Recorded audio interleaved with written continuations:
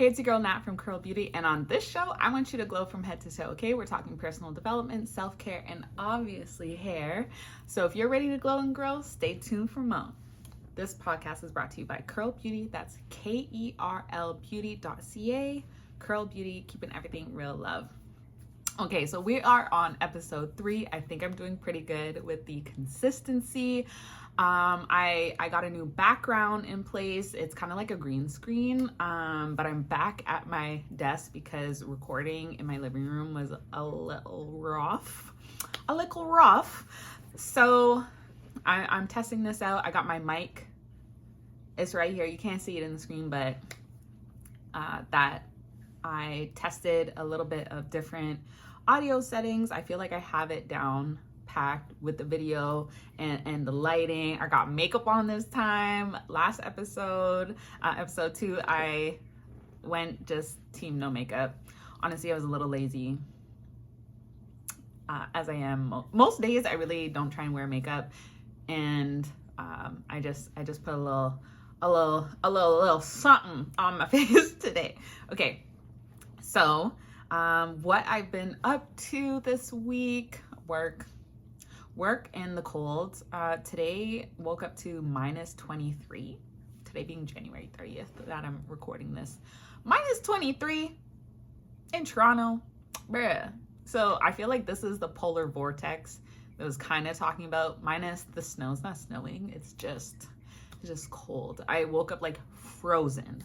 So yeah, that was not fun. I'm looking forward to the weekend. I have a few birthdays to attend for family, so that's good.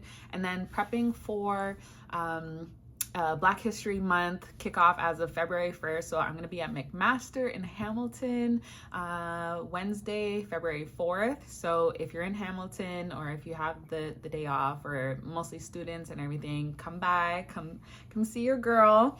And I have some African net sponges, some black soap, and a few of my own hair products as well, whatever I can make to bring. But it's always usually a good event. Last year it was in March, so it was for Black History Month, but it wasn't in February. And I'm glad that it's back in February, so thank you. Shout out Black owned Hamilton. And I think I had updated that, had some like health personal things, so still going through that, but staying positive, smile on my face, and again, we keep moving forward, we keep pushing. I'm dancing to make sure, you know, my energy's up, my happiness levels are up, and spending time at home with my baby girl. She walking. What a proud mom moment. She is walking. She's trying to run. So this girl, it's just to be like a first time mom and like see the whole, like, oh my gosh, this baby who I held, who couldn't, you know, even support their neck, is walking. But I'm proud of her. I'm happy, and just what a joy being a mom and seeing that process has been great. And I think that's it for my little chat and catch up that I can think of. I'm gonna leave it there, because if it didn't come in my mind already, then you know. All right, so getting into what's going on in the world for the week. So I be scrolling on Instagram, and I took off my social media limit. I mostly had it on during my mat leave because I was just breastfeeding, and you know, nothing but time but to scroll when you're nap trapped. I've been trying to do better since I got back to work, and now I don't know, my iPhone was just playing games with me, so I took off the limit. But I still, you know, mentally I know that I'm not on Instagram too much, so I think, however, for research purposes, I'd be scrolling and seeing what's going on in the world. So if you are a scroller, you might have heard these few topics coming up. If not, I got you. Okay, so we're gonna go through some like self-care related topics, I guess, or just things that I thought was interesting and I wanted to share, whether or not they were like pop culture, social media, or actually in the news. So let's go. So Dennis Rodman's daughter, Trinity, becomes the highest paid female soccer player in the world. So I thought it was interesting that she chose soccer versus basketball like her daddy. But regardless, being the highest paid female player for any sport, honestly, is just an achievement. Black excellence. We love to see it. And I just wanted to give her kind of like a little shout out for that, because go ahead, girl, go ahead. As a, I want to say former athlete. I mean, as an athlete, like all throughout, like elementary and high school, middle school and high school. Now I just feel like I'm a gym girly. So still like an athlete in that sense, but actually playing a sport, nah. But I appreciate and I love to see women in sports, especially Black women in sports. And for my daughter, I will definitely be encouraging her to play some type of sport. I just feel like it's great for activity. It's great for team building, just being part of a group, and it's good overall. So yeah, shout out to her. So on the Shade Room, woman shares Black hair products are not locked up like white hair products. So it was essentially a video of a Black woman showing a store, and I'm not sure which store it was, but I think it was probably like one of the bigger chains. And you see these products locked up, but they were only the white products. Why? And not the Black hair products. So it's like, and it's not even like it was expensive products. So I've gone shopping and I've seen where they have like the high ticket items locked up. That makes sense, right? I've been seeing it long time, you know, Walmart shoppers, whatever. But a distinction between Black hair products and white hair products, I feel like I would have to look deeper into which products specifically were locked up and why. But I haven't really, like, I feel like I saw like some really like under $10 stuff being locked up. So I don't know if it was that particular store in that area. I don't know if it was like high risk area or whatever it is that caused, or like something to happen that caused those products to be locked up. But I thought it was an interesting point, and especially for personal care products, you don't want to be made to feel a certain way by having to ask the cashier and be like, oh, can I have that product? Especially when you know, there might be discrimination against a particular group of products. So, I mean, I don't know if you've seen this or heard this or agree or not, or if you want to add into the comments, but please do. Okay, next, the US dollar is trading at a 4-month low. I put this in here because I used to be one of the people that used to go across the border, stack up on products, especially this is when like a dollar was like 1 for 1, and I'm a millennial. So this was like early 2000s. I would go with my family. We would go to Buffalo or New York. Or Buffalo in New York, you know what I'm saying. But we would go there and just stock up on stuff, because even if our Canadian dollar is the same as the US dollar, US just had it cheaper. I feel like they have everything cheaper because there's just an abundance of people. So like they can charge lower because they just have the volume. But you know, over the years, the US dollar has been so much stronger than Canadian, and I just want to say, shop Canadian.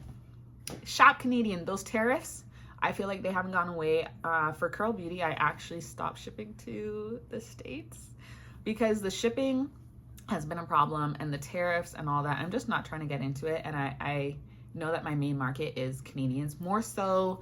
No, I can't even call out a province. I mean, I'm in Ontario, so the GTA, obviously, that, you know, my people, but I ship a lot to BC.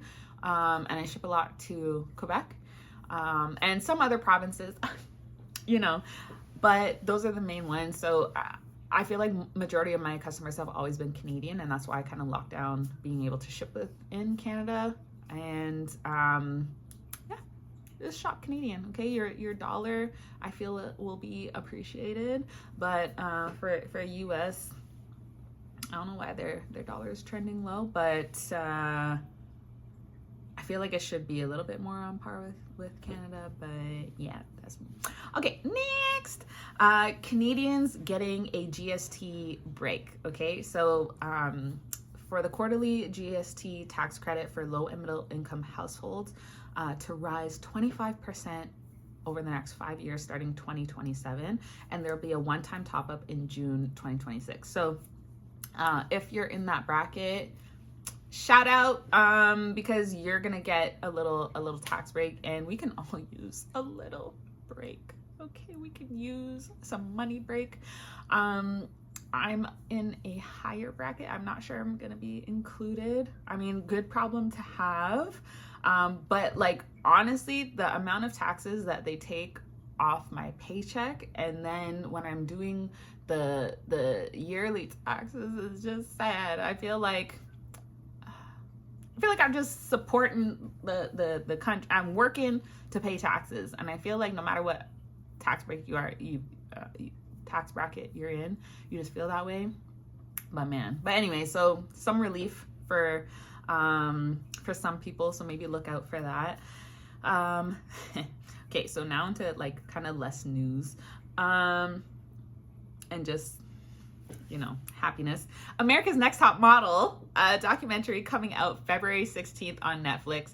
So America's Next Top Model, I used to watch this faithfully with my mom. So my mom is a seamstress, designer, and really into fashion. So naturally, I feel like, you know, me as well, and we've had a shared interest in that. And I remember watching America's Next Top Model with my mom, and Miss Tyra Banks and Miss J and Jay, and just, it was very entertaining. I feel like it gave like a little insight into like the modeling world. Now I'm short. I'm a shorty. I'm 5'4". So modeling, I feel like, was not in my future, at least. Maybe I could have done, you know, a little commercial work, but runway, absolutely not. So I just thought it was like just cool to watch, you know, and see what these models go through. And a lot of people are lying, saying like, oh, it's revealing how toxic it actually was. I'm here for the tea. I'm here to hear from Miss Tyra Banks about her show, what her experience was, and everyone else involved. So I'm really looking forward to that. I want to see what's going on. Yeah. And a little side note, so I did do a little modeling. I remember my mom, I feel like I got poached in a mall, whatever, for Barbizan. I don't know if anyone heard of that. I do like remember going to this office, and they were just trying to gouge some money. So if you're trying to get your kid into modeling, I hope you're not paying, because I heard if they see talent in you, they will pay and put up the front. So I guess they didn't see the talent with me, and that's okay. But I did do a little bit modeling at Siblings. I don't even know if Siblings is around anymore, but it was like the child version of like Sirens and stuff, if that's even still a thing anymore. And I remember like shopping, I think it was for like my grade 5 like grad, or I was valedictorian for grade 5, and I was picking up some stuff with my mom, and they're like, "Ooh, we can use you for modeling." And it was in Dixie Mall in Saga. Shout out my Saga people. And I was so scared and so nervous to do this like runway walk, but I did that, and we got some free clothes. I think I have like a little certificate that I got for it. So that was the end of my modeling career, I guess. But just a fun little side note. Okay, next on topic of shows, Love is Blind is coming back. There was a lot of slack for the last season. I feel like maybe it wasn't as diverse or so. I love every single season of Love is Blind. I love all the love, dating, relationship type shows. It is my guilty pleasure. I watch it faithfully. I love it. If I could chat about it all day and whatever, I would. So if you do hear some Love is Blind chatter on this podcast, welcome. If not, sorry, but I love it so much. I love it. It's like a social study, I feel. And last season, Edmund, it should have been a gift. I'm just too nice. Me and my boyfriend, we've been saying that. Yeah, I feel like there's some good content that comes out of it.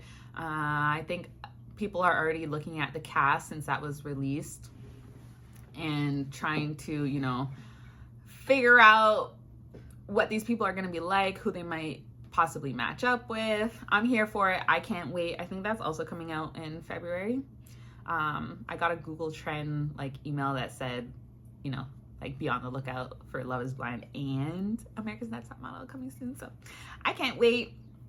Okay, so with AI, there's lots of technology and stuff coming through the pipeline. I just recently followed this AI page, and I was going through the rabbit hole, scrolling through all of the cool innovations that are coming out, lots of robotics and stuff. But one particular thing that I seen, I think before, and it came back up again, is these AI nails. So I don't know how exactly it works, but maybe it's shellac or UV or whatever, but some type of overlay on the nails, some type of polish. And when you use this app or something else, technology that they have, it changes color. So it could be any color that you want. And I thought that was pretty cool, but is it necessary? I don't know. So I like to think I have nice natural nails. Forgive the one that broke, which is this one. Nails be breaking, okay? But I have long nail beds, so I do try to keep it in a nice, I used to do almond shape, but oval has seen a little less breakage. But when doing my nails, I think I did it for a year. Very expensive, ruined my nails, had to come out of it. Do not recommend. But anyways, when you put it on and you choose a color or so, it grows out, right? So I feel even if you have AI nails to change the polish, right? Because the whole idea is that instead of just getting that one base color and having to go back and redo the colors, that you can just change the color, I guess, based off of your mood, your outfit, your whatever. But the catch is that it's gonna grow out, right? So you're gonna have to get that new technology, because it's not just going to be on your nails permanently or whatever. So I'm not sure how they work that out and the removal process. So it might be same cost as if you went to the nail salon. But the benefit, I guess, maybe as a business owner or a salon owner, if you're using this technology, is that you wouldn't have to buy so many different nail polish colors. So someone could come in and be ooh, just paint whatever the technology or nail polish is, and it can be any color you want. Is the technology going to allow you as the consumer or the person getting your nails done to be able to change the colors, or is it going to be limited to the salon so they can kind of control? I feel like I have questions of how this is going to work. So I don't know if it's going to be something that's going to go mainstream, but I'm keeping an eye. Okay. Okay, so this next one, KD and his ashy legs. So I guess pop back up because at some point someone caught a glimpse of and I say a glimpse because it was just a little bit of his ankle or whatever, and the man leg was dry. Okay, ash, you see it looked like a snake. It was scaling. Okay, and as an NBA player, okay, for Kevin Durant, KD, are you really worried if you're making that much money and you're so focused on ball and ball is life? Are you worried that you're a little ashy? Maybe not, and that's probably why Mans didn't have his legs lotion. Now at Curl Beauty, and for someone who formulates and makes personal care products, including moisturizers, and know how important it is, at least a lotion. So having a Black mom, and I say that because, listen, Black shower, TikTok, don't get at me, okay? There's a understanding that Black women particularly have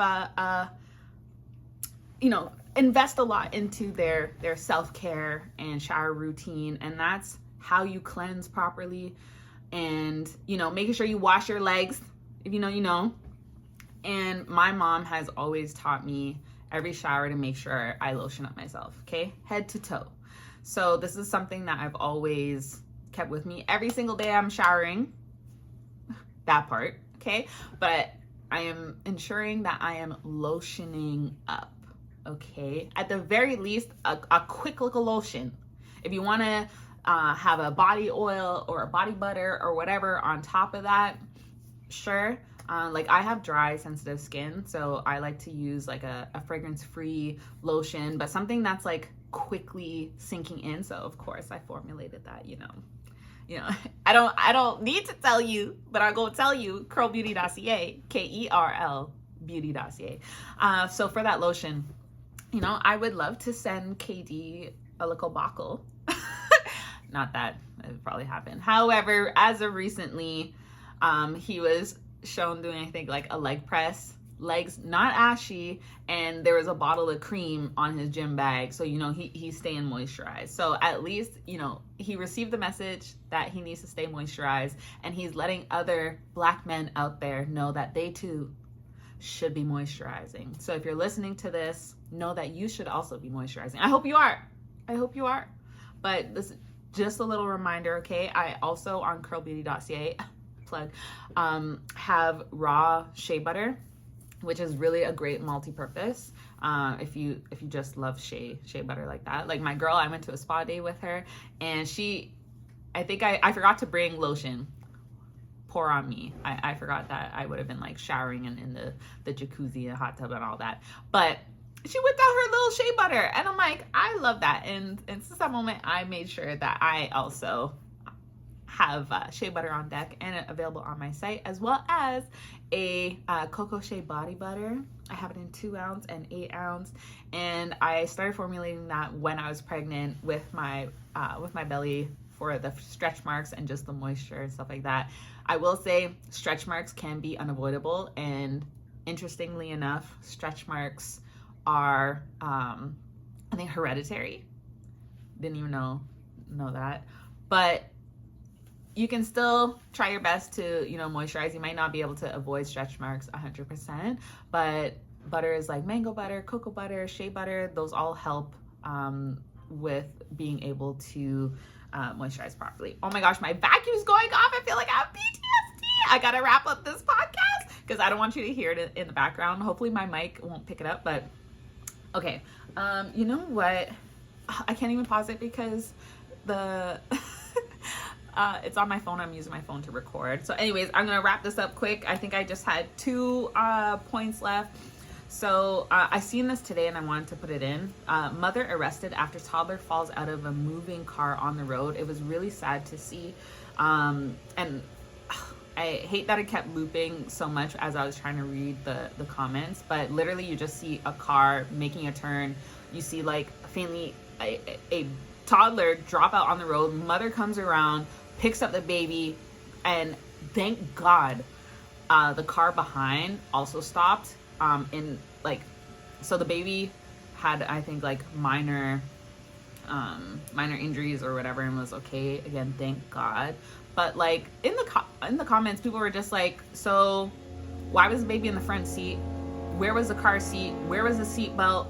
Who was watching the baby? Why wasn't the doors locked? Just lots of questions. And as a parent, like oh my God, if my baby ever fell out, like I feel like, I don't know. Like how does that happen? I think some people were trying to like justify it. Girl, that's your baby. Like that's your heart. That's your heart. So please make sure you're strapping up your baby properly. I'm sure everyone listening is being safe, but it broke my heart, and I hated to see it. And I think lastly, I saw today as well, former Toronto rapper. I'll try that again. Former Toronto Raptor, okay, so NBA, now living in the projects after having made $20 million in his career. I don't know if he's still living in Canada or whatnot, but 20 mil, that's a lot of money. But a lot of these times, these players, and just other people that, you know, in the celebrity industry or whatnot, that just get paid these ridiculous amounts of money, they often don't have the people around them to help them make smart financial decisions or to invest some of that money. And, you know, rappers included, because they want to, you know, buy these, I want to say like chains and cars and houses, assets. I think that, but I feel like sometimes these celebrities like buy houses that are a little bit out of their means or not necessary, and, you know, quote unquote, keeping up with the Joneses. But that's also sad to see that, you know, I don't know if someone did him dirty, someone took too much money from him, or he was spending it, or I don't know what. But I hope he bounces back. Some people in the comments were just like, fam, like, invest, you know, do something. Like, how did this happen? And I want to know as well. But yeah, so that's all for my points. I gotta change that vacuum to start a little later than right now. But oh, and no Q&As because I did not put it out there for the questions. However, I did set up the site. So at kerlbeauty.ca/podcast, you will see on that page anonymous questions. So if you have any questions for me, feel free to go there, ask a question anonymously, and I'll try and answer that. And it's always open. And in closing, so make sure you follow me at Kerl Beauty. That's KERL Beauty on all platforms, but I'm the most active on Instagram and TikTok as well. Personally, I am Mama with Locks, if you want to follow me on there as well. And depending on when you're listening to this or watching this, have a good weekend, have a good week, stay warm, and yeah, enjoy life. Okay, thank you. See you next time.